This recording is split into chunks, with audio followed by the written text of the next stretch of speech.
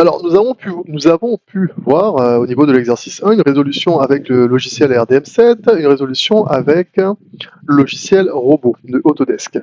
Alors, maintenant, nous allons faire une petite résolution rapide à la main, hein, tout simplement.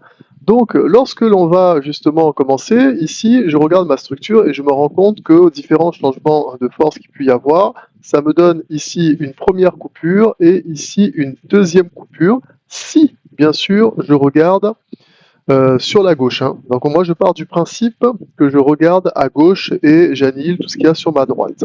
Bien sûr, je vous dis, voilà à quoi ressemblent, moi, mes signes, hein. Le signe positif, voilà ce que j'ai choisi. Donc, dans le sens horizontal, donc de la gauche vers la droite, positif. Le sens vertical, du bas vers le haut. Et au niveau des rotations, donc dans le sens inverse des aiguilles d'une montre. Donc ça, ce sera donc pour moi le sens positif. Donc à partir de là, j'ai une première coupure ici. Et alors on va essayer de faire quelque chose de propre quand même. Oh non, pas du tout là. C'est pas mal ça. C'est pas mal. Tac tac, un peu de place pour écrire, parce qu'on va écrire un peu. Et à partir de là, donc voilà ma première coupure. Alors ma première coupure, ici, hein, on va essayer de mettre un peu de couleur. Qu'est-ce que je vais mettre? J'en ai aucune idée. Allez, orange. Donc au niveau de la première coupure, je vais me retrouver ici. Avec... Parce que donc forcément, je crée un point, je vais l'appeler E1, ce point-là. Et ici, je vais avoir donc NX, VX1, allez, appelons tout ça 1, 1, et MX1. Alors, pourquoi est-ce que ça me fait des pointillés quand ça écrit? Je ne sais pas du tout ce que je suis allé sélectionner. Enfin, on verra ça plus tard. Donc, à partir de là, je me dis donc forcément, comme je fais le PFS, que la somme donc, des efforts normaux est égale à 0, la somme des efforts tranchants est égale à 0, et la somme des moments fléchissants est égale à 0. Je ne vais pas faire les efforts normaux, on sait que c'est égal à 0 dans notre cas, hein, quoi qu'il arrive, donc je commence directement par la somme des efforts tranchants. Oui, au niveau de l'axe Y égale à 0.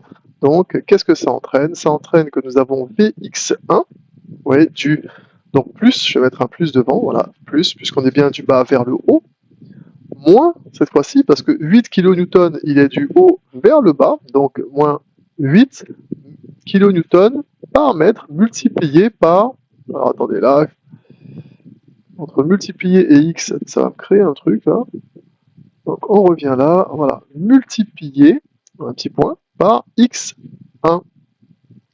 Et tout ceci, c'est égal à 0. Donc, ça veut dire que Vx1 est égal à 8x1. Ensuite, donc ça, forcément, une petite équation que je vais garder. Voilà. Ensuite, donc, je vais dire pareil, la somme, enfin, bon, somme, j'écris vraiment, vraiment mal. Voilà, la somme des moments autour de mon axe Z au point E1 est égale à 0. Alors, ça entraîne, donc hein, c'est équivalent à, donc MX1, ensuite le 8, donc forcément, vous voyez qu'il va tourner dans le sens positif aussi, donc plus 8x1 carré divisé par 2 égale à 0. Voilà. Si vous ne savez pas comment est-ce que l'on peut, comment dirais-je, comment la charge répartie devient le moment, alors l'explication elle est faite sur une de mes vidéos STI2D. Sinon, en explication rapide, ce que je peux vous dire, c'est ici, c'est, alors des tacs, hop, en noir, c'est que dans un premier temps, en gros, la charge, elle est comme ceci. Là, vous avez donc x1. On ramène cette charge répartie à une charge fictive centrée. Donc ça va faire 8 multiplié par x1. Et ensuite, comme elle est au milieu, cette charge fictive, donc ici, nous avons, ça je vais l'enlever, hop là, nous avons donc x1 divisé par 2. Et comme forcément le moment c'est égal à quoi? C'est égal à une distance multipliée par une force. Donc ici j'ai une force, là j'ai une distance. Le moment va être égal à 8x1 multiplié par x1 divisé par 2, ce qui est égal donc à 8x1 au carré divisé par 2, ce que nous avons donc juste ici 8x1 au carré sur 2. Voilà, j'espère que ça vous est utile ce que je viens de dire. Donc pour reprendre, enfin pour continuer, je me retrouve donc ici avec mx1 plus, alors 8 sur 2 ça me fait 4x au carré, enfin 8x1 au carré est égal à 0, et donc mx1 est égal à moins 4x1 au carré.